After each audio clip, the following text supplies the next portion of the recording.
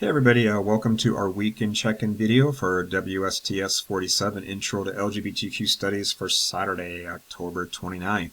And as you know by now, I'm just going to go over a few things, reminders, clarifications, anything I think you need to know to help you stay on top of things and do well in our course. So let's get started. First up here, your most recent quiz, quiz 8.2 on Chapter 8 there. I posted those earlier this week, so make sure you check out your scores there. And those of you that have been in class have gotten your Scantrons back, so you got your scores already, but just a reminder about that. It's always on the grade book there.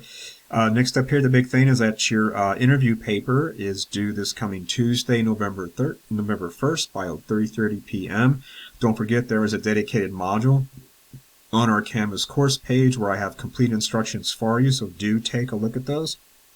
Part of what you're going to have to do, if you haven't done your interview already, is you have to present a series of 5 questions, 4 of which are already written for you by me, and ask those questions to your interviewee. You also have to write a 5th question on your own. It can be about anything that you want there, but you do need to provide the exact text of what the question was that you asked the person that you're interviewing there.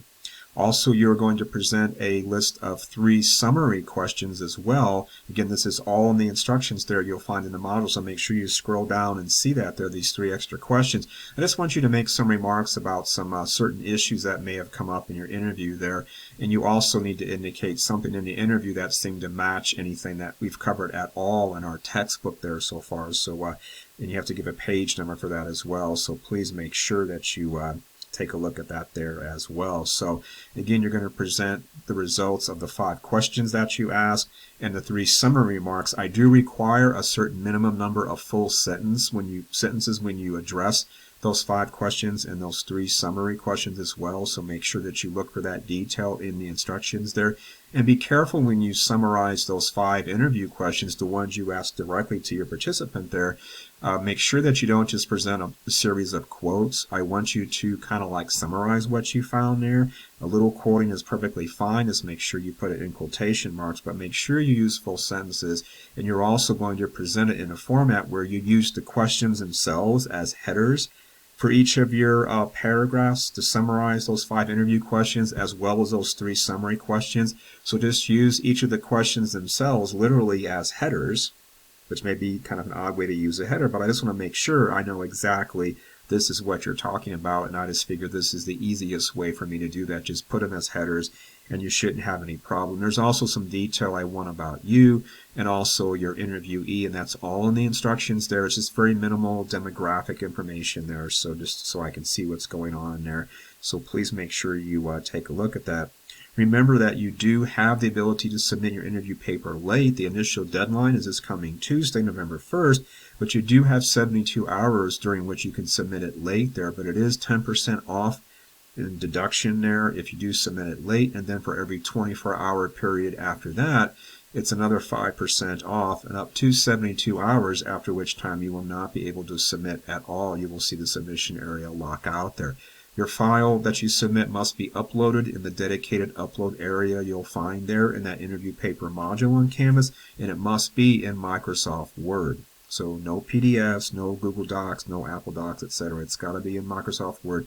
All of you have free access to Microsoft Word through any Office 365 link that you'll find there on any Canvas course page. So we have a contract with the Microsoft Corporation, so it's all free. So it's pretty easy to use. So make sure that you type it up using Microsoft Word, save the file, and upload it there to that submission area. Okay.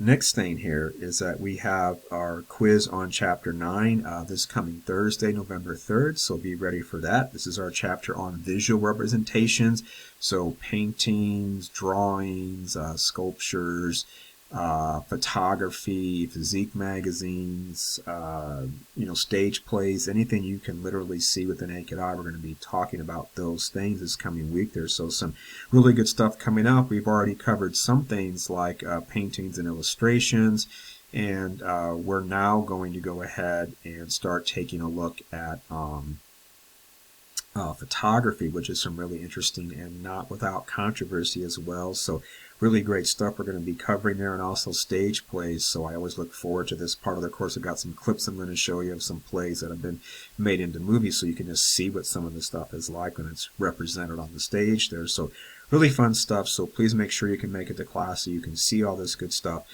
We do have our next exam coming up, not this coming week, but the following week on Tuesday, November 8th there. You'll get a reminder announcement about that on Canvas as an announcement, so just make sure you take a look at that there. It'll cover these two chapters, chapters 8 and 9, and of course you have your study guide to help you prepare as well, so do take advantage of that study guide. All right, well, that was everything I wanted to say for this time. I hope you're enjoying the nice, cool fall weather. Finally, it's cooled off here in the valley, so it's nice to see that there. We can wear sweaters and all that fun stuff. So anyway, I will see you in class this coming week on Tuesday, so I hope you're doing well. If you need anything in the meantime, please reach out via email on Canvas, and I'll be glad to get back to you.